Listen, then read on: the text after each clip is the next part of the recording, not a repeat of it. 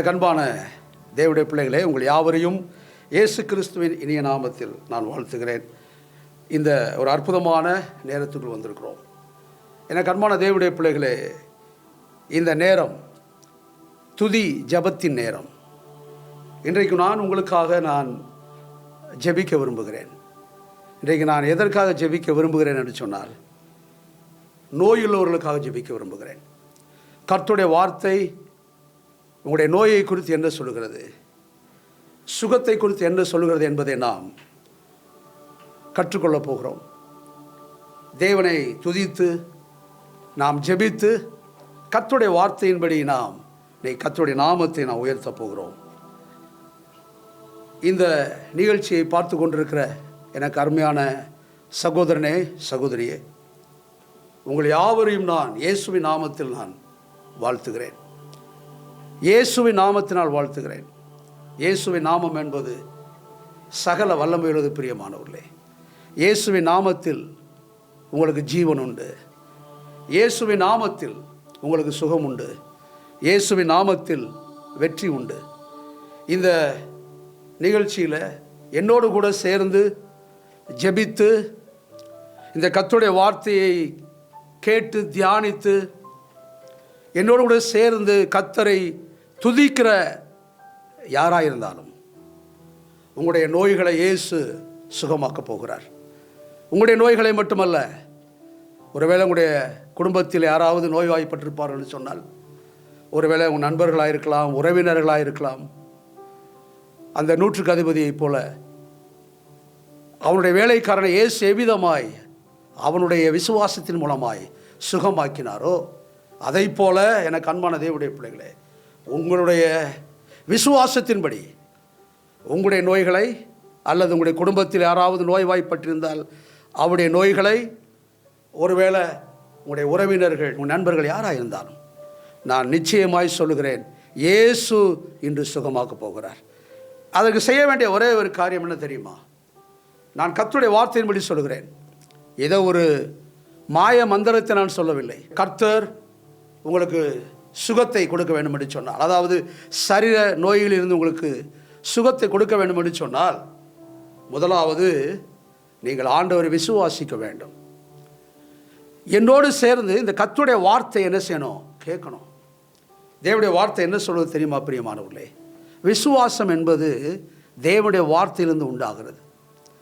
அதாவது faith comes up by hearing of the word of God. விசுவாசம் கேள்வியினால் வரும், கேள்வி தேவனுடைய வார்த்தையிலிருந்து வருகிறது. நீங்கள் கர்த்தருடைய வார்த்தை இன்றைக்கு நான் சொல்லுவதை நீங்கள் கேட்கும்போது உங்களுக்கு விசுவாசம் உண்டாகும். அந்த விசுவாசம் என்ன செய்யும் அப்படின்னா, கர்த்தருடைய வார்த்தையை தியானிப்பது மட்டுமல்ல, தேவனுடைய நாமத்தை உயர்த்தும்படி உங்களை துதிக்க வைக்கும். துதிக்கும் போது என்ன நடக்கும் தெரியுமா? அந்த நோயினுடைய அஸ்திபாரத்தை ஆண்டவர் அசைப்பார். இயேசுவின் நாமம் உங்களுடைய நோய்களை சுகமாக்கும். உங்களுக்கு நான் ஒரு காரியத்தை சொல்கிறேன். அதாவது you have the God's power to heal your sickness. இன்றைய நாளில் ஆண்டவர் உங்களுடைய விசுவாசத்தின்படி கர்த்தர் உங்களை ஒவ்வொருவரையும் அவருடைய வல்லமையினால் அவர் தொடப்போகிறார். ஒரே ஒரு காரியம், நீங்கள் என்னோடு சேர்ந்து நீங்கள் கர்த்தரை மகிமைப்படுத்த வேண்டும். நீங்கள் ஜெபிக்க வேண்டும். நீங்கள் கர்த்தருடைய நாமத்தை உயர்த்த வேண்டும். ஒரு காரியத்தை நான் சொல்லுகிறேன், எனக்கு அன்பான தேவனுடைய பிள்ளைகளே, இந்த நேரத்தில் என்னோடு கூட சேர்ந்து ஜெபித்து தேவனை துதித்து பாடி தேவனை ஆராதிக்கக்கூடிய உங்கள் ஒவ்வொருவரையும் இயேசு தொடப் போகிறார். கண்டிப்பாக சொல்கிறேன், ஆண்டு உங்களுடைய நோய்களை சுகமாக்கப் போகிறார். உங்களை கர்த்தர் மெய்யாகவே ஆசீர்வதிக்க போகிறார். என்னோடு சேர்ந்து நீங்கள் கர்த்தரை மகிமைப்படுத்துவீர்களா? எல்லாரும் கண்களை மூடுங்க, ஆண்டவர் நோக்கி பாருங்க. என் ஆண்டவராகிய தேவன் துதியின் மத்தியில் வாசம் பண்ணுகிறார் என்று வேதம் சொல்கிறது. God dwells among praise. கிறிஸ்தவத்தினுடைய மிக முக்கியமான காரியம் என்னவென்று சொன்னால், கர்த்தரை துதிப்பது. கர்த்தரை துதிக்காதவர்கள் நாம் தேவனுடைய பிள்ளைகளாக இருக்க முடியாது. அதாவது மௌனத்தில் இருக்கிறவர்கள், மரித்து போனவர்கள் கர்த்தரை துதியார்கள் என்று வேதம் சொல்கிறது. எனக்கு அன்பான தேவனுடைய பிள்ளைகளை, ஆண்டவராகிய தேவனை துதியுங்கள், தேவனிடத்தில் ஜெபியுங்கள். என் ஆண்டவராகிய இயேசு கிறிஸ்து இன்றைக்கு இப்பொழுது உங்களை தொடப்போகிறார். பேதுருவும் யோவானும் 3ஆம் மணி வேளையிலே அவர்கள் தேவனுடைய ஆலயத்துக்கு போனார்கள். அங்கே நடந்ததை பார்க்கிறோம். அங்கே அந்த ஆலயத்தினுடைய வாசல் அருகே ஒரு பிச்சைக்காரன், அவனால் நடக்க முடியாது. நாம் சரியா இதை புரிந்து கொள்ள வேண்டும் என்று சொன்னால், எனக்கு அன்பான தேவனுடைய பிள்ளைகளே, அவர் ஒரு பேரலிட்டிக் பர்சன், அவனால் நடக்க முடியாது. பேதுரும் யோவானும் எங்கே போனார்கள்? தேவனிடத்தில் ஜெபிக்கும்படி போனார்கள். எங்கே வல்லமை வரும் தெரியுமா? எங்கே ஜெபம் இருக்கிறதோ, எங்கே துதி இருக்கிறதோ, அங்கே சுகமாக்கும் வல்லமை உண்டாயிருக்கும். கரங்களை தட்டி கர்த்தரை ஸ்தோத்திரிப்போம். சுகமாக்கும் வல்லமை உங்களுக்கு வேண்டும் என்று சொன்னால், நீங்கள் என்னோடு கூட சேர்ந்து ஜெபியுங்கள். அங்கே ஜெபிக்க பேதுரும் யோவானும் போனார்கள். ஜெபிக்கிற ஊழியக்காரனிடமிருந்து சுகமாக்கும் வல்லமை கண்டிப்பாய் புறப்பட்டு வரும். எனக்கு அன்பான தேவனுடைய பிள்ளைகளே, இந்த நாளில் இப்பொழுது நான் ஜெபிக்கும்படி உங்களிடத்தில் நின்று கொண்டிருக்கிறேன். தேவனை துதிக்கும்படி இங்கே நின்று கொண்டிருக்கிறேன். இப்பொழுது என்னை நோக்கி யாரெல்லாம் உங்களுடைய சுகத்திற்காக நீங்கள் கேட்கிறீர்களோ அல்லது ஆண்டவரிடத்தில் ஜெபிக்கிறீர்களோ, தேவனுடைய வல்லமை இப்பொழுது உங்களை நோக்கி வரும். பிரியமானவர்களே, அங்கே பார்க்கிறோம், பேதுருவும் யோவானும் தேவனுடைய ஆலயத்துக்கு போனார்கள். அங்கே என்ன நடந்தது? அங்கே அந்த தேவ ஆலயத்தின் வாசல் அருகே அமர்ந்திருந்த அந்த பிச்சைக்காரன், எனக்கு ஏதாவது கொடுங்கள், ஏதாவது பணம் கொடுங்கள் என்று கேட்டான். அப்பொழுது பேதுரு சொல்றாரு, எங்களிடத்தில் வெள்ளியும் இல்லை பொன்னும் இல்லை, ஆனால் ஒன்று இருக்கிறது, தேவனுடைய நாமம் இருக்கிறது. நசரேயனாகிய ஆண்டவராய் இயேசு கிறிஸ்துவின் நாமத்தில் எழுந்து நட என்று சொல்லி அவனுடைய கரத்தை பிடித்து தூக்கிவிட்டான். அப்பொழுது அவன் எழுந்தான், குதித்தான். அவனுடைய நரம்புகளும் கரடுகளும் பலன் கொண்டது. பிரியமானவர்களே, எனக்கு அன்பான தேவனுடைய பிள்ளைகளே, இப்பொழுது என்னோடு கூட சேர்ந்து ஜெபிக்க போகிற, துதிக்க போகிற, கர்த்தரை மகிமைப்படுத்த போகிற யாராயிருந்தாலும், நான் சொல்லுகிற, நான் பேசிக் கொண்டிருக்கிற என் ஆண்டவருக்கு பட்சபாதம் இல்லை. The Lord I am preaching, to whom I am going to pray, Jesus Christ, He doesn't have any partiality. If you seek Him, if you have the desire on Him, if you have the faith on Jesus Christ, call upon the name of Jesus Christ. The Jesus Christ can heal your sickness. ஒரு காரியத்தை நான் சொல்லுகிறேன், நாம் துதிக்க போகிற, நாம் பாட போகிற என் ஆண்டவராய் இயேசு கிறிஸ்துவுக்கு சுகம் அளிக்கக்கூடிய அளவில்லாத வல்லமை இருக்கிறது. எல்லாம் சொல்லுங்க, அளவில்லாத வல்லமை. The Lord Jesus I am preaching, the Lord Jesus that I am sharing right now, let us say He has the unlimited power. He has the sufficient power to heal any of your sickness, any of your disease. It may be incurable to the eyes of the doctors, the physicians, to the physicians, but I can tell you, Jesus can heal you. His unlimited power can heal you. Let us praise Him. Let us worship Him. Can you join with me? Hallelujah.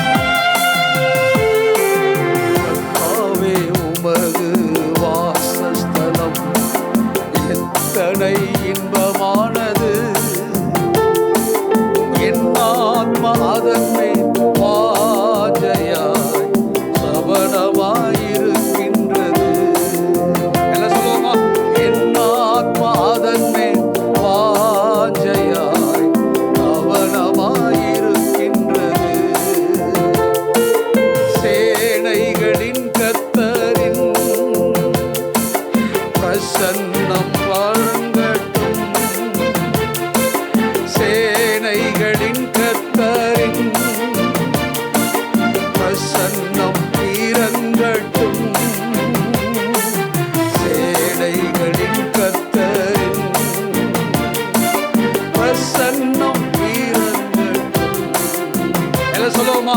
சேனைகளின் கர்த்தரின் பிரசன்னம் இறங்கட்டும். சேனைகளின் கர்த்தரின் பிரசன்னம் இறங்கட்டும்.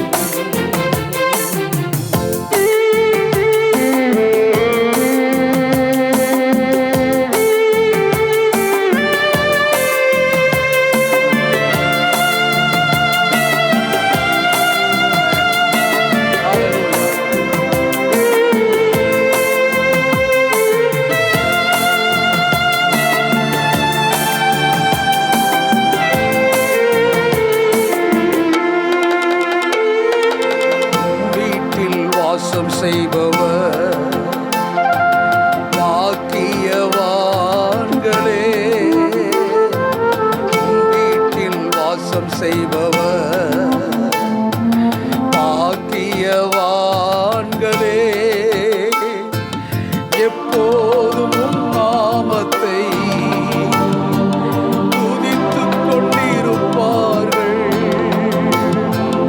எப்போதும் நாமத்தை துதித்துக் கொண்டிருப்பார்கள். சேனைகளின் கர்த்தரின்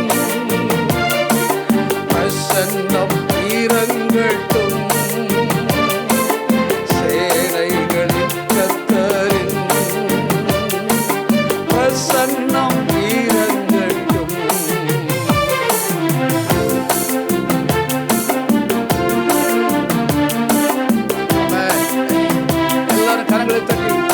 கர்த்தருடைய நாமத்தை உயர்த்துவோம்.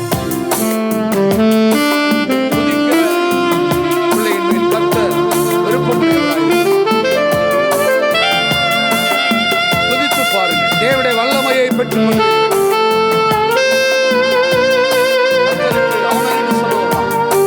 என் ஆண்டவர் துதிக்கப்படத்தக்கவர். தேவனுடைய வல்லமை உங்களை நிறைப்பதாக. ஆமென்.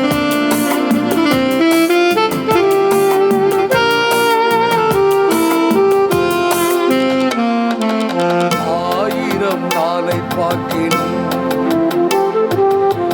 நாளை நல்லது. ஆயிரம் நாளை பார்க்கினும் நாளை நல்லது. கர்த்தரின் சமூகத்தில் மனமகிழ்ந்திருப்பார்கள். கர்த்தரின் சமூகத்தில் மனமகிழ்ந்திருப்பார்கள். சேனைகளின் கர்த்தரின் பிரசன்னம் இறங்கட்டும். சேனைகளின் கர்த்தரின் பிரசன்னம் இறங்கட்டும்.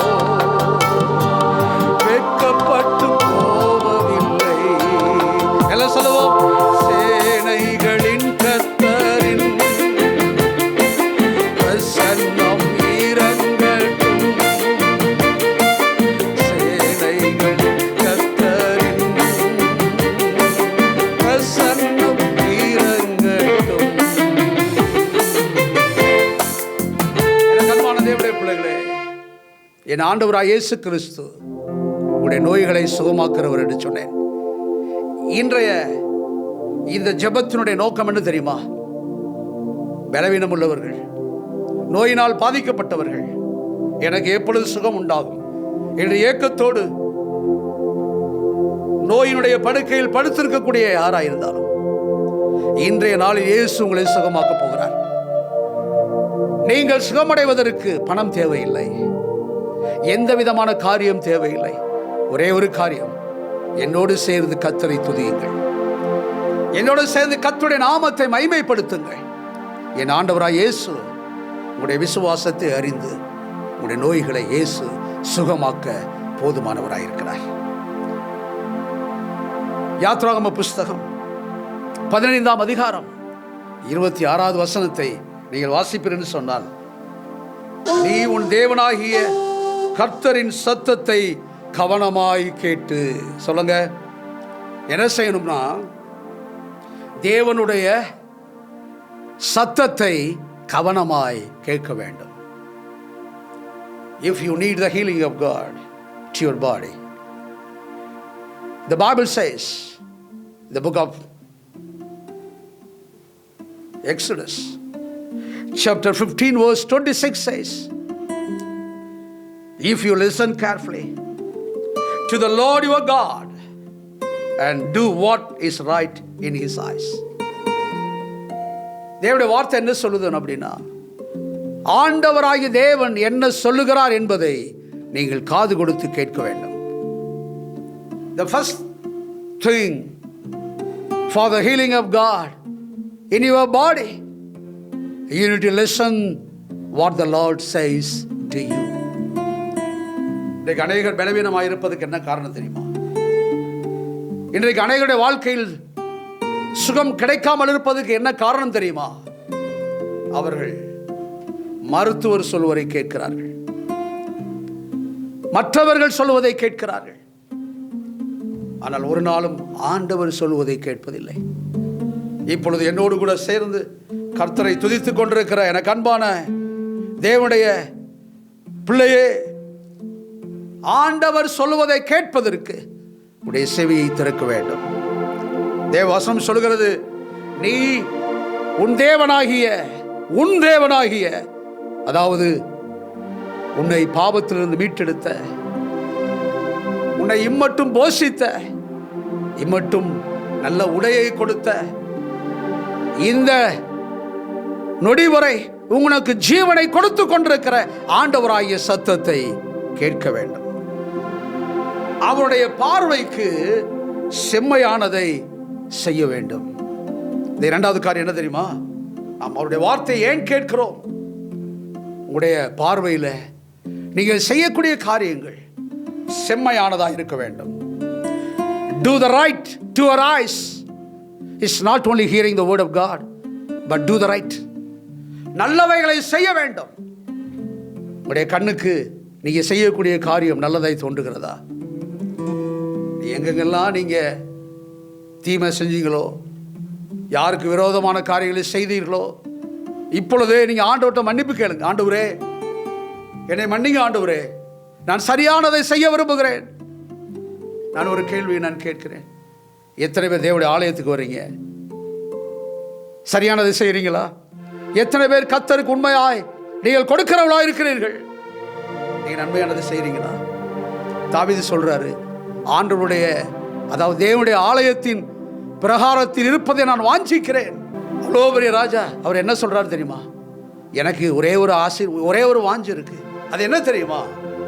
தேவனுடைய ஆலயத்தின் பிரகாரத்தில் நான் இருக்க விரும்புகிறேன். அது தேவனுடைய பார்வையில் சரியா இருக்கிறது. பிரியமானவர்களே, இன்றைக்கு அநேகர் தேவனுடைய ஆலயத்துக்கு வர்றதில்லை. நாம் தாமதமாய் போகிறோம். ஒரு திருமணத்துக்கு கொடுக்கக்கூடிய முக்கியத்துவத்தை கூட நாம் தேவனுடைய ஆலயத்துக்கு நாம் கொடுப்பதில்லை. என் ஆண்டவராகிய தேவன் உங்கள் ஒவ்வொருவரையும் சுகமாக்க விரும்புகிறார். உங்களுடைய பார்வைக்கு நீங்கள் தேவனுக்கு பிரியமான நலமானதை செய்ய வேண்டும். நலமானதை செய்யுங்கள். இயேசு கிறிஸ்து இந்த உலகத்தில் இருந்த பொழுது அங்கே ஒரு ஏழை விதவை இருந்தார். எல்லாரும் காணிக்க போட்டாங்க. ஆனால் அந்த ஏழை விதவை 2 காசை போட்டார். அது ஆண்டவருடைய பார்வைக்கு நலமானதை செய்தால் தனக்கு உண்டான எல்லாவற்றையும் போட்டால் என்று சொல்கிறார். நீங்கள் உங்களுடைய வாழ்க்கையில் ஆண்டவருக்கு நீ உண்மையாக கொடுக்கிறவர்களாக இருக்கிறீர்களா? இன்றைய நாளில் இயேசு உங்களுடைய நோய்களை சுகமாக்கப் போகிறார். பாருங்க, தேவனுடைய வார்த்தை சொல்கிறது, அவர் கட்டளைகளுக்கு நாம் செவி கொடுக்க வேண்டும். அவருடைய நியமங்கள் யாவையும் கை கொண்டால் நான் எகிப்தியருக்கு வரப்பண்ணின வியாதிகளில் ஒன்றையும் உனக்கு வரப்பண்ணேன். அங்க ஆண்டவர் என்ன சொல்றாரு பாருங்க, நானே பரிகாரியாகிய கர்த்தர், நானே சுகமாக்கக்கூடிய தேவனாயிருக்கிறேன். எகிப்தியருக்கு வரப்பண்ணின எந்த ஒரு வாதை உன்னுடைய வாழ்வில் வருவதில்லை. உடைய சரீரத்தில் எவ்வளோ பெரிய பலவீனங்கள் இருந்தாலும், நோய்கள் இருந்தாலும், ஒருவேளை மருத்துவர் கைவிட்டிருக்கலாம். நீங்கள் உண்ணக்கூடிய மருந்துகள் செயலற்று போயிருக்கலாம். Whatever the medicine you are taking, it may not have any power. Even a physician may have forsaken you, but you may feel that you do not have any hope. You may have the fear of death. உடைய வாழ்க்கையில் மரண பயம் இருக்கலாம். எனக்கு அன்பான தேவனுடைய பிள்ளைகளே, நான் பேசிக் கொண்டிருக்கக்கூடிய இந்த கர்த்தருடைய வார்த்தை சத்தியம் உள்ளது. யாத்ராம புஸ்தகம் 15:26 உங்களுடைய சிந்தையில் வைத்துக் கொள்ளுங்கள். ஆண்டவருடைய வார்த்தைக்கு செவி கொடுங்கள். உங்களுடைய பார்வைக்கு நலமானதை செய்யுங்கள். எனக்கு அன்பான தேவனுடைய பிள்ளைகளே, என் இயேசு கிறிஸ்து உனக்கு ஜீவனை கொடுக்க விரும்புகிறார். அந்த ஜீவன் உன்னுடைய வாழ்க்கையில் பரிபூர்ணப்பட அவர் விரும்புகிறார். ஆண்டவராய் இயேசு கிறிஸ்து என்ன சொல்றார் தெரியுமா? நானே வழியும், நானே சத்தியமும், நானே ஜீவனுமாய் இருக்கிறேன். ஆமென், ஹல்லேலூயா. அவர் தாங்க ஜீவன், அவர் தாங்க சத்தியம், அவர் தாங்க வழி. எத்தனை பேர் ஆண்டவர்கிட்ட சொல்ல முடியும், ஆண்டவரே நீர் என் ஜீவன், நீர் என் வழி, நீர் என் சத்தியமாய் இருக்கிறீர். இயேசு இல்லாட்டி இந்த உலகத்தில் வாழ்க்கை இல்லை. என் ஆண்டவராய் இயேசு கிறிஸ்து உடைய நோய்களை சுகமாக்க போதுமானவராக இருக்கிறார். இப்படி யாராக இருந்தாலும் கண்களை மூடுங்க. நான் உங்களுக்காக ஜெபிக்க போறேன். எப்பேற்பட்ட நோய்களாக இருந்தாலும், ஐயா எனக்கு சரீரத்தில் கேன்சர் இருக்கு, ஐயா என்னுடைய கண்ணில் பிரச்சனை இருக்கிறது, என்னுடைய இருதயத்தில் பிரச்சனை இருக்குது, எனக்கு சரியான பிளட் பிரஷர் இல்லை, என்னுடைய கிட்னியில் பிரச்சனை இருக்கு, என்னுடைய கால்களில் பிரச்சனை இருக்கிறது, ஒரு பெரிய விபத்தில் நான் சிக்கிவிட்டேன், என்னுடைய நரம்புகள் பலவீனப்பட்டு போய்விட்டது. எனக்கு அன்பான சகோதரனே சகோதரியே, நீங்கள் எங்கே இருந்தாலும் உங்களுடைய நோய்கள் என்ன என்பது எனக்கு தெரியாது. ஆனால் நான் பேசிக்கொண்டிருக்கிற இயேசுக்கு தெரியும். ஒரு காரியத்தை நான் சொல்கிறேன், இப்பொழுது உங்கள் அருகில் இயேசு இருக்கிறார். பரிகாரியாய் இயேசு கிறிஸ்து இருக்கிறார். எகிப்தின் மேல் வரப்பண்ணின வாதையை உங்கள் மேல் வர பண்ண மாட்டேன் என்று வாக்கு பண்ணின என் தேவனாகிய ஆண்டவராய் இயேசு கிறிஸ்து இருக்கிறார். நீங்க நல்லா இருக்கணும் என்பதற்காகத்தான் என் இயேசு கிறிஸ்து இந்த உலகத்திற்கு வந்தார். சகோதரனே சகோதரியே, அவர் வந்தது மட்டுமல்ல, 33 வருடங்கள் அவர் இந்த உலகத்தில் வாழ்ந்தார். 3.5 ஆண்டுகள் தேவனுடைய ஊழியத்தை செய்தார். அநேகரை சுகமாக்கினார்.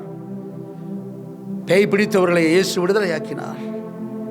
அந்த இயேசு இன்றும் ஜீவனுள்ளவராக இருக்கிறார். இன்னைக்கு ஆண்டவங்களை சுகமாக்க போறார். நீங்க சுகமாகிற வரை என் ஆண்டவரை விடக்கூடாது. என்னோட சேர்ந்து ஆராதிக்கிறீங்களா? ஆமென். கர்த்தரை ஸ்தோத்திரிப்போம், கர்த்தரை துதிப்போம். ஆமென்.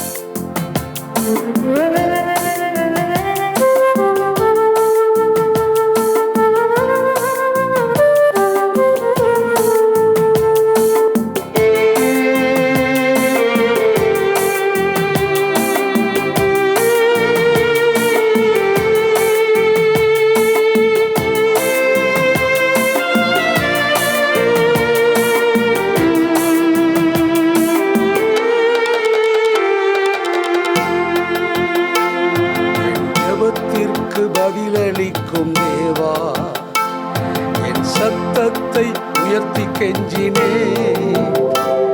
என் இதயத்திற்கு ஆறுதல் தந்தி, என் தேவையெல்லாம் சந்தி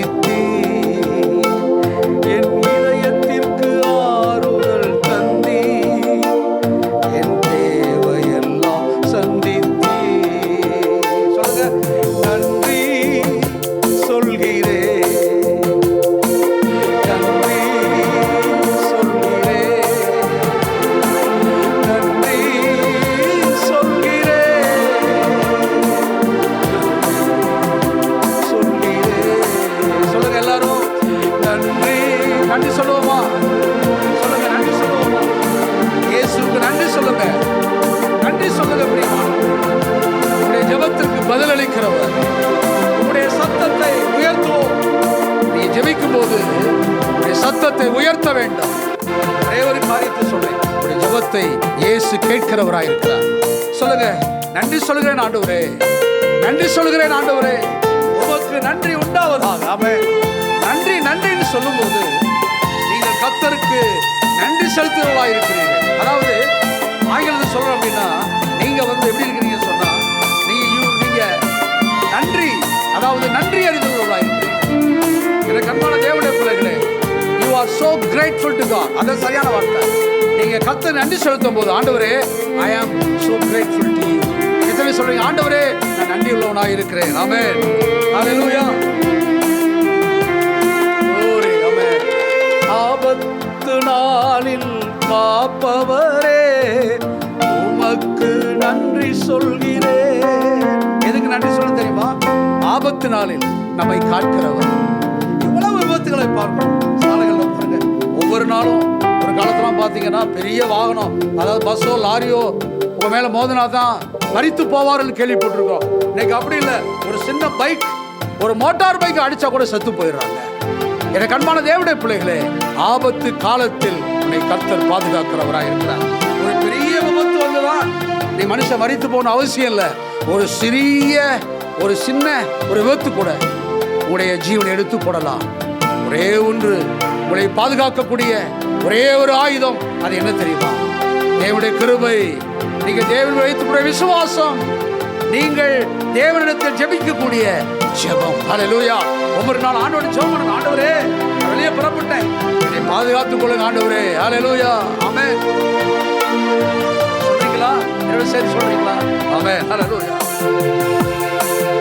ஆபத்து நாளில் காப்பவரே, உமக்கு நன்றி சொல்கிறேன். ஆபத்து நாளில் காப்பவரே, உமக்கு நன்றி சொல்கிறேன். இரவெல்லாம் கண்விழித்து காப்பவரே, உமக்கு நன்றி சொல்கிறேன். இரவெல்லாம் கண்விழித்து காப்பவரே, உமக்கு நன்றி சொல்கிறேன். ஏன் நன்றி சொல்ல தெரியுமா? இரவெல்லாம் உங்களுடைய கண்விழித்து பாதுகாப்பவர். நான் சமீபத்தில் ஒரு நியூஸ் பேப்பர்ல நான் செய்தித்தாளை ஒரு காரியத்தை படித்தேன். ஒரு தாய் ஒரு சிறிய குழந்தையை அருகில் படுக்க வைத்து அந்த தாய் தூங்கி கொண்டிருந்தார். அதிகாலை 3 மணி அளவில் பாருங்க, ஒரு மனிதன் அந்த குழந்தையை திருடி கொண்டு போய்விட்டான். ஒருவேளை நீங்களும் இதை செய்தித்தாளை படிச்சிருக்கலாம். ஆனால் ஒரு காரியத்தை தெரியுமா? இந்த உலகத்தில் தாயின் அன்பு ஒரு மேலானது, தாயின் அன்பு ஒரு உன்னதமானது. தாயின் அன்புக்கு ஏற்ற ஒரு அன்பு இல்லை. ஆனால் அந்த தாயால் கூட உங்களை அந்த குழந்தையை காப்பாற்ற முடியவில்லை. ஆனால் இயேசு சொல்றாரு, எனக்கு அன்பான தேவனுடைய பிள்ளைகளே, இரவெல்லாம் கண் விழித்து உங்களை பாதுகாக்கிறவராயிருக்கிறேன். நீங்க ஆண்டவர் விசுவாசித்து பாருங்களேன். நீங்க ஆண்டவர்கிட்ட சொல்லிட்டு நீங்க படுத்து பாருங்க. நீங்க உங்களுடைய படுக்கைக்கு போங்க, ஒரு ஊருக்கு போறீங்கன்னு வைத்துக் கொள்ளுங்க. ஆண்டவர்கிட்ட சொல்லிட்டு வாகனத்துல போங்க. உங்களை கண்ணின் கருவிலையை போல அவள் உறங்காமல் பாதுகாக்கிறவர்.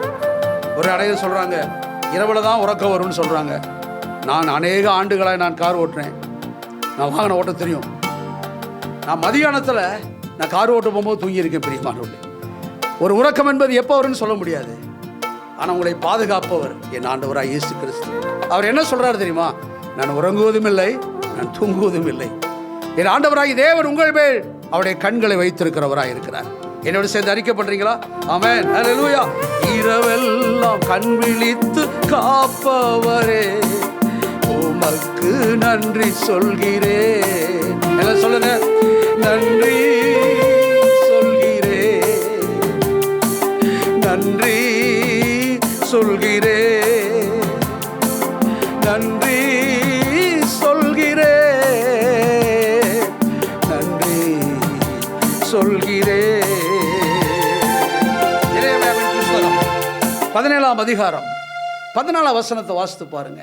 எரேமியாவின் புஸ்தகம் 17ஆம் அதிகாரம் 14ஆம் வசனத்தில் வாசித்தீங்கன்னா அது சொல்ல, கர்த்தாவே என்னை குணமாக்கும், அப்பொழுது குணமாவேன், என்னை ரட்சியும், அப்பொழுது ரட்சிக்கப்படுவேன். தேவரீரே என் துதி. சொல்லுங்க, தேவரீரே என் துதி. பாருங்க, எரேமியாவின் புஸ்தகம் சொல்லப்பட்டிருக்கிறது பிரியமானவர்களே. Heal me Lord and I will be healed. Hallelujah to God. Lord heal me, I will be healed. இயேசு சுகமாகணும், இயேசு தொடணும். இதனால எதுக்கு நம்ம கூடி வந்திருக்கோம் தெரியுமா? எதுக்கு என்னோட சேர்ந்து கர்த்தரை துதிக்கிறீங்க தெரியுமா? இயேசு உன்னை சுகமாக்கினால் எப்பேற்பட்ட நோய்களை இயேசு சுகமாக்குவார். இயேசு உங்களை தொடுவதற்கு அவர் விருப்பமுடையவராக இருக்கிறார். சொல்லுங்க, Lord heal me and I will be healed. Hallelujah. சொல்லுங்க, save me and I will be saved. ரட்சிக்கப்படுதல் என்ற அர்த்தம் என்ன தெரியுமா? பாவத்தில் ரட்சிக்கப்படுவதை சொல்லல. என்னை காத்துக்கொள்ளும், நான் காக்கப்படுவேன். என்னை சுகமாக்கும், நான் சுகமடைவேன். என் தேவனே நீரே என் துதி. You know, the Bible says, you are the one I praise. You are the one I praise. Hallelujah to God. ஆண்டவரே, நீர் ஒருவரே என் துதியாயிருக்கிறீர். எனக்கு அன்பான தேவனுடைய பிள்ளைகளே, கர்த்தரை துதிக்கணும், கர்த்தரை கரங்களை தட்டி பாடணும். எனக்கு தெரியும், அநேகர் ஆலயத்தில் வந்து அமர்ந்திருப்பாங்க, கரங்களை தட்ட மாட்டாங்க, அமைதலா இருப்பாங்க. மௌனத்தில் இருக்கிறவர்களும் மரித்தவர்களும் கர்த்தரை துதிப்பதில்லை. ஒரு காரியத்தை சொல்லவா? நீங்கள் துதிக்கலைனா இந்த கல்லுகள் கூட ஆண்டவரை துதிக்க முடியும். ஆண்டவர் துதிக்கும்படி செய்வார். ஆனால் கர்த்தர் உங்களை துதிக்க வேண்டும் என்று விரும்புகிறார். ஆமென். பாருங்க, கர்த்தாவே என்னை குணமாக்கும், எப்பேற்பட்ட நோய் உன்னுடைய நோய்களை என் இயேசு சுகமாக்க போதுமானவராக இருக்கிறார். இப்ப சொல்லுங்க, ஆண்டவரே நீ சுகமாக்கினால் நான் சுகமடைவேன். ஆண்டவரே நீர் என்னை காப்பாற்றினால் நான் காப்பாற்றப்படுவேன். நீரே என் துதி. Hallelujah to God. ஆண்டவரே சொல்லுங்க. பாருங்க, இயேசு கிறிஸ்து அவருடைய சீஷர்களும் திரளான ஜனங்களும் போய் கொண்டிருந்தாங்க. அந்த சாலை ஓரத்தின் அருகில் அமர்ந்திருந்த அந்த பருதிமேய் என்ற குருடன் ஆண்டவனை கூப்பிடுறான், தாவீதின் குமாரனே எனக்கு இரங்கும், தாவீதின் குமாரனே எனக்கு இரங்கும். The Bible says Jesus and his disciples, the multitude of people were going. There was a man sitting on the roadside. His name is Bartimaeus. He cannot see. When he heard about Jesus, he was calling, Son of David, have mercy on me. Son of David, have mercy on me. But Jesus stopped. இயேசு பாருங்க அங்க நிற்கிறார். என்னை கூப்பிட்டு அவனை அழைத்துக் கொண்டு வாருங்கள் என்று சொன்னார். பாருங்க, அவன் இயேசுவை கூப்பிட்டான். அநேகர் அவனை அதட்டினார்கள். When this blind man was calling upon the name of God, many have rebuked him. நீ கர்த்தரை துதிக்கும் போதுங்க அநேக தடைகள் வரும். உங்கள் அருகில் இருக்கிறவங்களை தடை பண்ணுவார்கள். உங்களுடைய குடும்ப நண்பர்கள், உங்களுடைய குடும்ப உறுப்பினர்கள், அலையத்துக்கு போகாதப்பா, இயேசுவை நம்பாத, அங்க போகாத, குடும்பத்துக்கு போகாதன்னு சொல்லுவாங்க. ஒரு மனைவி சொல்லலாம், உங்களுடைய பிள்ளைகள் சொல்லலாம், உங்களுடைய சமுதாயம் சொல்லலாம், உன் நண்பர்கள் சொல்லலாம், அருகில் இருக்கிறவர்கள். அதே போலதான் அந்த பருதிமேய் இயேசுவை கூப்பிட்ட போது அநேகர் அவனை அதட்டினார்கள். இந்த வேதம் சொல்கிறது, முன்னை காட்டிலும் இன்னும் அதிகமாய் ஆண்டவரை நோக்கி கூப்பிட்டார், தாவீதின் குமாரனே, தாவீதின் குமாரனே எனக்கு இறங்க வேண்டும் என்று சொன்னார்.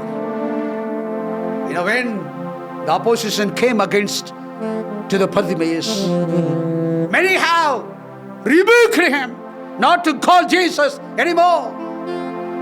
My dear friends who are praying with me right now, so you have the opportunity to praise him, to call upon the name of God. This is the greatest opportunity. You believe it or not, this is the day the Lord has made for you. It's the day of blessing, the day of healing, the day of restoration, the day of salvation to your life. எனக்கு அன்பான தேவனுடைய பிள்ளைகளே, இந்த நேரம், இந்த நாளை கர்த்தர் உனக்கென்று உண்டு பண்ணி இருக்கிறார். இந்த நாளில் நீங்கள் மகிழ வேண்டும், கலிகூற வேண்டும். ஏன் தெரியுமா? இந்த நாள் சுகத்தின் நாள். இந்த நாள் உங்களுடைய வாழ்வில் மனமகிழ்ச்சியின் நாள். இந்த நாள் உங்களுடைய வாழ்க்கையில் சுகத்தை கொடுக்கக்கூடிய நாள், பாதுகாப்பின் நாள், உங்களை சுத்திகரிக்கக்கூடிய நாள், உங்களை மீட்டெடுக்கக்கூடிய நாள். பிரியமானவர்களே, தடைகள் வரும், தடைகள் வருங்க. தடைகள் வரும்போது தடைகளை மேற்கொள்ள வேண்டும். எப்படி மேற்கொள்ளணும்? இயேசுவின் நாமத்தை கூப்பிடுவதினால். How can you break the opposition which comes against your life? Through the holy calling the name of God. The name of God has the power. இயேசுவின் நாமத்திற்கு வல்லமை இருக்குங்க. கூப்பிட்டு பாருங்க. அதான் பார்க்கிறோம். ஹல்லேலூயா.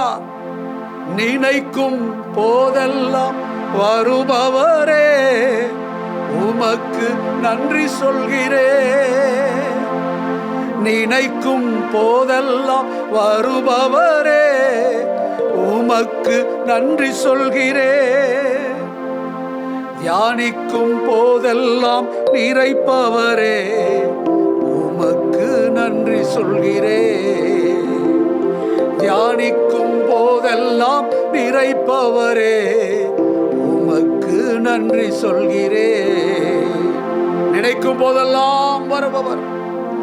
Whenever you think of him, he will come unto you. எரேமியாவின் புத்தகம் 17ஆம் அதிகாரம் 14ஆம் வசனத்தில் சொன்னதை போல, தேவரீரே என் துதி, ஆண்டவரே நம்முடைய துதியாய் இருக்கிறார். நினைச்சு பாருங்க, ஆண்டவன்ட்ட வருவாருங்க. அந்த நாளில் அந்த பரிதிமேற்கு அருகிலே இயேசு வந்தது நோக்கம் என்ன தெரியுமா? அவன் இயேசுவை குறித்து நினைத்துக் கொண்டிருந்தான். பாருங்க, கூப்பிட்டான். இயேசு அவனிடம் வந்தார். இயேசு அவனுடைய நோயை சுகமாக்கினார். இந்த சத்தத்தை கேட்கிற சகோதரனே, சகோதரியே, இந்த நாளிகையில் இயேசு உன் நோய்களை சுகமாக்குவாராக. இயேசுவின் வல்லமைகளை தொட்டருளும்படி நான் ஜெபிக்கிறேன். Lord, I pray in the name of Jesus. ஆண்டவரே, எவ்வளோ பேர் எவ்வளவு வேதனை இருக்காங்க ஆண்டவரே. பலவீனங்கள் ஆண்டவரே உடைக்கப்பட்டிருக்காங்க. ஏழைகள், வைத்தியத்துக்கு பணம் இல்லை ஆண்டவரே. அந்த ஆண்டவரே 12 வருஷம் பெரும்பாலுள்ள ஸ்திரீயை போல தனக்கு உண்டான எல்லாவற்றையும் செலவழித்து விட்டார். நான் எங்கே போவோம் ஆண்டவரே? என்னை சுகமாக்க யார் இருக்கிறாங்க? 12 ஆண்டுகள் மனவேதனை. இந்த பரிதிமையை போல மழையிலையும் காற்றுலையும் வெயிலையும் அந்த சாலையோரத்தில் அமர்ந்திருந்து தன் வாழ்விற்காக பிச்சை எடுக்கக்கூடிய சூழ்நிலையில் இன்னைக்கு அநேக ஜனங்கள் வாழ்ந்து கொண்டிருக்கிறார்கள். வறுமையில் வாழ்கிறார்கள், கடனில் வாழ்கிறார்கள். அதற்கு மேல ஆண்டவரே, அவருடைய சரீரத்தில் அதிகமான ஆண்டவரே பலவீனங்கள், நோய்கள். ஆண்டவரே, இப்பொழுது என்னோடு கூட சேர்ந்து ஜெபிக்கக்கூடிய யாரா இருந்தாலும் ஆண்டவரே, அவர்களை தொட்டருளும் ஆண்டவரே, அவர்களை தொடுவீராக. அன்புடைய தெய்வீக வல்லமை இறங்குவதாக. Lord, touch everyone who are standing with me in prayer, who are standing with me by faith in the word of God. Touch them, Lord. தடைகளை மாற்றும் ஆண்டவரே. ஆமென். ஹல்லேலூயா. பாருங்க, என்னோடு சேர்ந்து பாடுறீங்களா? ஆமென். ஹல்லேலூயா. எப்போதும் தள்ளாமல் இருப்பவரே, உமக்கு நன்றி சொல்கிறேன். சொல்லுங்க. ஆமென். எப்போதும் தள்ளாமல் இருப்பவரே, உமக்கு நன்றி சொல்கிறேன். நித்திய கிருபையை அளிப்பவரே, உமக்கு நன்றி சொல்கிறேன். நித்திய கிருபையை அளிப்பவரே, நன்றி சொல்கிறேன். அல்லேலூயா. நன்றி சொல்கிறேன். அல்லேலூயா. ஆமாண்டவரே, நன்றி சொல்கிறேன். நன்றி சொல்கிறேன். நன்றி சொல்கிறேன். ஆமாண்டவரே, ஆண்டவரே, தள்ளாமல் இருப்பவர். என் வாழ்க்கையில என் உறவினர்கள் என்னை தள்ளினார்கள். நான் ஒரு காலத்தில் நல்லா இருந்தேன், பண வசதியோடு இருந்தேன். அப்பொழுதெல்லாம் என்னை வரவழைத்தவர்கள், என்னை ஏற்றுக்கொண்டவர்கள் இப்படி என்னை ஒதுக்குறாங்க. என்னுடைய சரீரத்தில் மட்டும் வேதனை இல்லை, என்னுடைய இருதயத்தில், என்னுடைய மனதில் வேதனை. என்னுடைய நண்பர்களை மதிக்கிறது இல்லை, என் உறவினர்கள் ஏன் இங்கே வருகிறார்கள் நினைக்கிறார்கள். அப்பா, உடைய வார்த்தையின்படி நீர் என்னை ஒரு நாளும் தள்ளுகிறதல்ல ஆண்டவரே. ஆண்டவரே, இந்த ரெவரண்ட் தாமஸ் மகர் டிவியில் சொல்றாரு, அவரை நம்புகிற மக்களை தள்ளுறேன்னு சொல்றாரு. அதை நான் கேட்டேன் ஆண்டவரே, அதை நம்புகிறேன். நீர் ஒரு நாளிலே தள்ளுகிறவர் அல்ல, நீ பணத்தை வைத்து மதிக்கிறவர் அல்ல ஆண்டவரே, உருவத்தை வைத்து மதிக்கிறவர் அல்ல, நிறத்தை வைத்து நீ நேசிக்கிறவர் அல்ல ஆண்டவரே. என்னை நேசித்ததினால் இந்த உலகத்திற்கு வந்தீரே, உங்கள் ரத்தத்தை சிந்தினீரே, பாடுகளை பட்டீரே, எனக்காக வருத்தீர் ஆண்டவரே. அவர் பாடினார், சகோதரர் தாமஸ் மகர் பாடுறார் ஆண்டவரே. ஆண்டவரே, என்னை ஒரு நாளும் தள்ளாதவர் ஆண்டவரே, அதை விசுவாசிக்கிறேன் ஆண்டவரே. அந்த பாடலை போடு, நான் பாடுறேன் ஆண்டவரே. ஆண்டவரே, கேளுங்க. ஆமென் ஆண்டவரே. பாடுறீங்களா? என்ன சேர்ந்து பாடுங்க. ஆமென், எல்லாம் சேர்ந்து பாடுங்க. எல்லாரும் எங்க இருந்தாலும் சரி என்னோட சேர்ந்து பாடுங்க. சகோதரியை பாடுங்க. ஆமென், ஹல்லேலூயா. எப்போதும் தள்ளாமல் இருப்பவரே, உமக்கு நன்றி சொல்கிறேன். தள்ளல, தள்ள மாட்டார். நீங்க நன்றின்னு சொல்லுங்க. ஆமென், ஹல்லேலூயா. எப்போதும் தள்ளாமல் இருப்பவரே, உமக்கு நன்றி சொல்கிறேன். நித்திய கிருபையை அளிப்பவரே,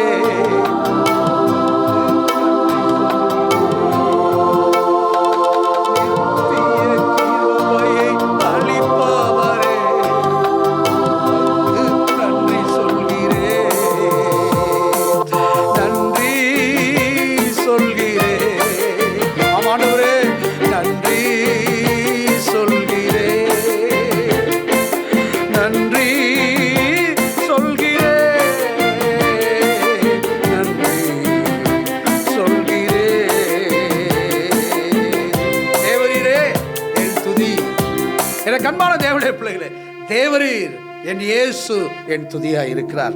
பாருங்க, எரேமியாவின் புஸ்தகத்தில் 30ஆம் அதிகாரம் 17ஆம் வசனத்தை வாசித்து பாருங்க. எரேமியாவின் புஸ்தகம் 30ஆம் அதிகாரம் 17ஆம் வசனம் என்ன சொல்லுது பாருங்க. உன்னை விசாரிப்பாரற்ற சீயோன் என்று சொல்லி உனக்கு தள்ளுண்டவள் என்று பெயரிட்டபடியால் நான் உனக்கு ஆரோக்கிய வரப்பண்ணி உன் காயங்களை ஆற்றுவேன் என்று கர்த்தர் சொல்லுகிறார். ஆமென் சொல்லுங்க. கரங்களை தட்டுவோம். ஆமென். கரங்களை தட்டி கர்த்தரை மகிமைப்படுத்துங்க. இந்த கர்த்தருடைய வார்த்தை என்ன சொல்லுது தெரியுமா? நீங்கள் விசாரிப்பட்டவர்களாக இருந்தீர்கள், தள்ளப்பட்டவர்களாக இருந்தீர்கள். அப்படி இருக்கக்கூடிய சூழ்நிலையில் இயேசு அவர்களை பார்க்கிறார். இயேசு பாருங்களேன், நீங்க பிராக்டிகலா பாருங்க. ஒதுக்கப்பட்டிருக்கக்கூடியவங்களை, கைவிடப்பட்டவங்களை யார் பார்ப்பா? ஒருவேளை நீங்கள் ஒரே மாதிரி ஒரு கோட்டுக்கிட்டு போட்டு போயிருந்தீங்கன்னா உங்களை அநேகர் பார்ப்பாங்க. ஒரு நல்ல விலையுறத காரில் போய் இறங்குனீங்கன்னா உங்களை பார்ப்பாங்க. ஒருவேளை நிறைய பணம் இருந்துச்சு, ஆசை இருந்தால் உங்களை பார்ப்பார்கள். ஒரு நாளில் ஆண்டவரை நம்பின ஜனங்கள் ஒதுக்கப்பட்டார்கள். வேதம் சொல்லுது பாருங்க, விசாரிப்பாரற்ற சீயோன். நாம் சீயோன் குமாரராக இருக்கிறோம், சீயோன் குமாரத்திகளாக இருக்கிறோம், கர்த்தரால் தெரிந்து கொள்ளப்பட்டவர்களாக இருக்கிறோம். பலவீனர்கள், நாம் கைவிடப்பட்டவர்கள். பாருங்க, அப்ப யாருமே கண்டுகொள்ளல. ஆண்டவர் சொல்றாரு, எரேமியாவின் மூலமா பேசுறாருங்க. எரேமியா தீர்க்கதரிசியின் மூலமாக இஸ்ரவேல் ஜனங்களை பார்த்து, அவரை நம்பி வந்த மக்களை பார்த்து ஆண்டவர் என்ன சொல்றாரு பாருங்க. உன்னை விசாரிப்பாரற்ற சீயோன் என்று சொல்லி உனக்கு தள்ளுண்டவள் என்று பெயரிட்டபடியால் ஆண்டவர் சொல்றாரு, நான் உனக்கு ஆரோக்கியம் வரப்பண்ணி உன் காயங்களை ஆற்றுவேன் என்று கர்த்தர் சொல்கிறார். எத்தனை பேர் உற்சாகம் இருக்கிறீங்க? என்னை கண்பான தேவனுடைய பிள்ளையே, அநேகர் நினைக்கிறாங்க வயோதிபர்கள் தான் பலவீனமா இருக்காங்கன்னு நினைக்கிறாங்க. இல்லை, எனக்கு தெரியுங்க, ஒரு 6 வயது சிறுமிக்கு சுகர் இருக்குங்க. ஒவ்வொரு நாளும் அந்த தகப்பன் அந்த குழந்தையை தூக்கிட்டே போறார், தினமும் போறார், வாரம் போகிறார். இப்படிப்பட்ட சூழ்நிலை இருக்கக்கூடிய யாராவது இப்படியான நிகழ்ச்சியை பார்த்து கொண்டிருப்பீர்கள் சொன்னால், என் இயேசு உடைய பிள்ளைகளை இயேசு சுகமாக்க போறார். நான் ஏதோ உங்களை உற்சாகப்படுத்த முடியும் சொல்லலைங்க. இந்த நேரத்தில் இதயத்தில் உள்ள விசுவாசத்தின்படி சொல்லுகிறேன். உங்களுடைய வேதனைகளை என்னால் ஓரளவுக்கு புரிந்து கொள்ள முடிகிறது. ஆனால் உங்களை உண்டாக்கின ஆண்டவர் உங்கள் மேல் எவ்வளவு அன்புள்ளவராயிருக்கிறார். இப்படிதான் இதை போல ஒரு நாள் கைவிடப்பட்டிருந்தாங்க, ஒதுக்கப்பட்டிருந்தாங்க. ஆண்டவர் ஒரு நாள் சொல்றாரு, நீ ஒதுக்கப்பட்டிருந்தாய், நீ தள்ளிவிடப்பட்டிருந்தாய், நான் இப்ப சொல்றேன், உங்களுக்கு ஆரோக்கியத்தை வர பண்ண போகிறேன். இப்படிப்பட்ட இளமையான வயதில் பலவீனனா இருக்கக்கூடிய, நோயில் இருக்கக்கூடிய யாராய் இருந்தாலும் என் இயேசு உடைய சரீரத்தில் ஆரோக்கியத்தை வர பண்ண போகிறார். இயேசு பாருங்க, இந்த வாலிபர்கள் பைக்கை எவ்வளவு வேகமாக ஓட்டுறாங்க, வாகனங்களை எவ்வளவு வேகமாக ஓட்டுறாங்க. அவர்களை சொல்லி குறையில்லை, ஒரு ஆர்வம் மிகுதி, தப்புன்னு சொல்ல முடியாது. இளமையான வயதில் அதிவேகமாக வாகனத்தை ஓட்டணும்னு ஒரு விருப்பம் இருக்கும், வாகனத்தை ஓட்டணும் விருப்பம் இருக்கும். ஒரு எதிர்மறையாக சில போகிறாங்க, சில இடத்துக்கு போகிறாங்க, ஒரு வாட்டர் ஃபால்ஸை குதிக்கிறாங்க, ஒரு பெரிய நீர்நிலைகளுக்கு போகிறாங்க, ஆறுகளை பார்க்குறாங்க, அவங்களுக்கு மகிழ்ச்சி, அதில் குதிக்கணும், அதில் நீந்தணும். ஒரு தவறு, அவளுக்கு காயம் உண்டாகிறது. ஆண்டவர் சொல்றார், ஒருவேளை ஐயா நல்லா இருந்தாயா, நல்லா குதிப்பான், வாகனத்தை வேகமாக ஓட்டுவான், இன்னைக்கு அவனால் எழுந்திருக்க முடியல, அவனுடைய பேக் உடஞ்சி போச்சு, அவனுடைய பின்னாடி முதுகு தண்டு விட உடைந்து விட்டது. டாக்டர் சொல்றாரு, வாழ்நாள் மூலம் இப்படிதான் படுத்துக்குன்னு சொல்றாங்கய்யா. எனக்கு அன்பான சகோதரியே, எனக்கு அன்பான சகோதரனே, இப்பொழுது இயேசுவின் நாமத்தில் சொல்றேன், யாரா இருந்தால் இப்பொழுது நீங்க போங்க, அந்த பாதிக்கப்பட்ட கையை வைங்க, இயேசு சுகமாக்க முடியும். அந்த தம்பியை போல, அந்த தங்கச்சியை போல கைவிடப்பட்டிருந்த அந்த சியோன் மக்களை, அவரை நம்பி வந்த மக்களை ஆண்டவர் சொல்றாரு, உங்களுக்கு ஆரோக்கியத்தை வர பண்ண போகிறேன். இயேசு சொல்றாரு, உடைய காயத்தை நான் என்ன செய்ய போகிறேன், நான் ஆற்ற போகிறேன். ஹல்லேலூயா ஜீசஸ். ஆண்டவரே உமக்கு நன்றி உண்டாவதாக. ஆண்டவரே, இளம் வயதில் பலவீனமா இருக்கிற, காயத்தோடு இருக்கிற யாரா இருந்தாலும் ஆண்டவரே அவர்களை தொட்டருளும். ஆண்டவரே, ஆண்டவரே சுகமாக்கு வல்லமை இறங்குவதாக, சுகமாக்கு வல்லமை இறங்குவதாக. Touch everyone in the name of Jesus. தொட்டருளும் ஆண்டவரே. ஆமென். இயேசுவின் வாழ்வில் இப்பொழுது அதிசயம் செய்ய போகிறார். நான் சொல்றேன் சகோதரரே, ஐயா, அம்மா, தம்பி, தங்கச்சி, நான் சொல்றேன், இயேசு இப்பொழுது உன் வாழ்வில் அதிசயம் செய்ய போகிறார். என்னோட சேர்ந்து பாடுறீங்களா? இயேசு வாழ்க்கையில் அதிசயம் செய்ய போகிறார். ஆமென். ஹல்லேலூயா. எல்லாம் சேர்ந்து கரங்களை தட்டி உற்சாகமாய் கர்த்தரை துதிச்சு நாம் பாடணும். எல்லாத்தையும் மறந்துருங்க, உங்களுடைய பலவீனத்தை மறந்துருங்க, உங்களுடைய சூழ்நிலை மறந்துருங்க, கர்த்தரை துதிங்க. கண்டிப்பா இயேசு நீங்க சுகமாக்க போறார். எனக்கு அன்பான அறுவடை நேரம் தொலைக்காட்சி நண்பர்களுக்கு இயேசு கிறிஸ்துவின் இனிய நாமத்தில் என் வாழ்த்துதலை தெரிவிக்கிறேன். ஒரு முக்கியமான ஒரு காரியத்தை உங்களோடு கூட நான் பகிர்ந்து கொள்ள விரும்புகிறேன். எங்களுடைய ஊழியமானது வட இந்தியாவில் ஊழியம் செய்யக்கூடிய ஏறத்தாழ 33க்கும் மேற்பட்ட குழுக்களோடு இணைந்து கர்த்தருடைய பணியை நாங்கள் அநேக ஆண்டுகள் செய்கிறோம். எங்களுடைய இதயத்தின் பாரம் என்னவென்று சொன்னால், நாம் வட இந்தியாவில் ஊழியம் செய்யக்கூடிய மிஷனரிகளை நம்முடைய பொருளாதாரத்தினால் தாங்க வேண்டும் என்பதுதான். உங்களுக்கு தெரியும், எனக்கு அன்பான தேவனுடைய பிள்ளைகளே, நான் ஒரு நாளும் எங்களுடைய ஐசி ஊழியங்களுக்காகவோ அல்லது அறுவடை நேரம் தொலைக்காட்சி நிகழ்ச்சிக்காகவோ நான் பணம் கேட்டதே கிடையாது. இன்றைக்கு உங்களுக்கு முன்பாக நான் நிற்பதற்குரிய காரணம் என்னவென்று சொன்னால், வட இந்தியாவில் ஊழியம் செய்யக்கூடிய மிஷனரிகள் தங்களுடைய சொந்த ஊரை விட்டு, குடும்பத்தை விட்டு, உறவினர்களை விட்டு, சமுதாயம் நண்பர்களை விட்டு, ஒரு அந்நிய பாஷை பேசக்கூடிய மக்கள் மத்தியில், வெவ்வேறான கலாச்சாரம் நிறைந்த மக்கள் மத்தியில் ஆண்டவருடைய பணியை செய்ய வேண்டும் என்று தியாகத்தோடு புறப்பட்டு எனக்கு அன்பான தேவனுடைய பிள்ளைகளே, நாம் எல்லோரும் மிஷனரிகளாய் போக முடியாது. மிஷனரி பணியை நம்மால் செய்ய முடியாது. நாம் 2 காரியங்களும் செய்ய முடியும். அது என்னவென்று சொன்னால், நாம் அவர்களுக்காக ஜெபிக்க முடியும். ஜெபிப்பது மட்டும் போதுமா? தேவனுடைய வார்த்தை சொல்கிறது, கிரியையில்லாத விசுவாசம் செத்தது. நாம் என்ன செய்ய வேண்டும் என்று சொன்னால், கண்டிப்பாக அவர்களை நாம் பொருளாதாரத்தில் தாங்குவோம். எனக்கு அன்பான தேவனுடைய பிள்ளைகளே, உங்களை நான் உதாரணத்துவமாக இந்த மிஷனரி பணிக்கு கொடுக்க வேண்டும் என்று நான் உற்சாகப்படுத்துகிறேன். வட மாநிலங்களில் ஊழியம் செய்யக்கூடிய மிஷனரிகளுக்கு மாத உதவி தேவை. அது மட்டுமல்ல, அங்க இருக்கக்கூடிய புதிய விசுவாசிகளுக்கு வேதாகமும் தேவை. இன்னைக்கு நம்முடைய வீடுகளில் எத்தனை வேதாகமும் இருக்கிறது, ஆனால் அங்கே வேதாகமும் இல்லை. அந்த ஜனங்களுக்கு வேதாகமும் தேவை. நீங்கள் வட மாநிலங்களில் உள்ள மிஷனரி பணித்தலங்களுக்கு செல்வீர்கள் என்று சொன்னால், அங்க இருக்கக்கூடிய ஜனங்கள் ஏழைகளாக இருக்கிறார்கள். என் ஆண்டவராய் இயேசுவர்களுக்கு போதுமான உணவு இல்லை, ஒரு நல்ல ஒரு கல்வி இல்லை. பிரியமானவர்களே, யாத்ராம புஸ்தகம் நீங்கள் கொடுக்கக்கூடிய உதாரத்துவமான காணிக்கை, அது சொல்றாரு, இந்த 3 விதமான ஊழியங்களை நாங்கள் அந்த வட இந்தியாவில் செய்வதற்கு மிகவும் பிரயோஜனமாயிருக்கும். நான் உங்களுக்கு சொல்வது என்னவென்று சொன்னால், என் ஆண்டவராகிய தேவன் மாதத்தில் 30 நாட்கள் நாம் உணவை உண்ணுகிறோம், வர பண்ணுவதில்லை. என்னுடைய தாழ்மையான வேண்டுகோள் என்னவென்று சொன்னால், 17ஆம் அதிகாரம் நாம் உண்ணக்கூடிய 30 நாள் உணவின் பணத்துல நாம் 3 நாளுக்குரிய உணவின் பணத்தை நாம் இந்த மிஷனரி பணிக்காக கொடுக்கும்படி உற்சாகப்படுத்துகிறேன். ஒரு பெரிய காரியம் ஆண்டவர் பண்ண வேண்டிய அவசியம் இல்லை. 30 நாள் உணவுக்குரிய பணத்துல அந்த 3 நாள் உணவுக்குரிய பணத்தை மிஷனரி பணிக்காக கொடுக்க வேண்டும் என்று முன் வர வேண்டும் என்று நான் கேட்டுக்கொள்கிறேன். 17ஆம் வசனத்துல பார்க்கிறோம், கைவிடப்பட்ட ஆண்டவருடைய வார்த்தை சொல்கிறது, பிரியமானவர்களே, உதாரத்துவமாய் கொடுக்க ஆரோக்கியத்தை வர பண்ணுவேன். நீங்கள் உதாரத்துவமாய் கொடுங்கள், கர்த்தர் உங்கள் மேல் பிரியமாயிருப்பார்.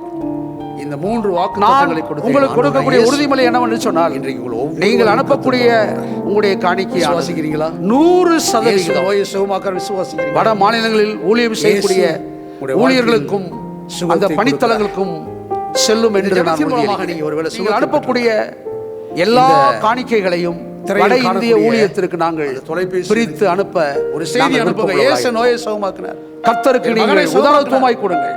என் மகளை மறுபடியும் சொல்கிறேன், 30 நாள் நீங்கள் உண்ணக்கூடிய உணவின் பணத்தில் 3 நாளுக்குரிய பணத்தை சாட்சியை கேட்டு மிஷனரி ஊழியத்துக்காக கொடுங்கள். நீங்கள் தொடர்ந்து இந்த மிஷனரி பணிக்காக எங்களுடைய உதாரத்துவமான காணிக்கைகளை கொடுக்க வேண்டிய கால் பண்ணா இந்த திரையில் காணக்கூடிய அந்த தொலைபேசி என்ற செய்தி கூகுள் பே மூலமாகவோ அல்லது போன் பே மூலமாக எண்ணுக்கு நீங்க அல்லது வாட்ஸ்அப் பண்ணுங்க. இந்த திரையில் காணக்கூடிய அந்த QR கோட் கர்த்தரை நீங்கள் ஸ்கேன் பண்ணி உங்களுடைய காணிக்கையில் அனுப்ப முடியும். உதாரத்துவமாய் கொடுங்கள். கர்த்தர் உண்மையில் பிரியமாயிருப்பார். ஒவ்வொரு உதாரத்துவமாய் கொடுக்கும்படி நான் உற்சாகப்படுத்துகிறேன். கொடுத்து பாருங்க, உங்களுடைய குடும்பத்தில் அதே ஆசீர்வாதங்களை கண்டிப்பாய் காண்பீர்கள். ஆமென்.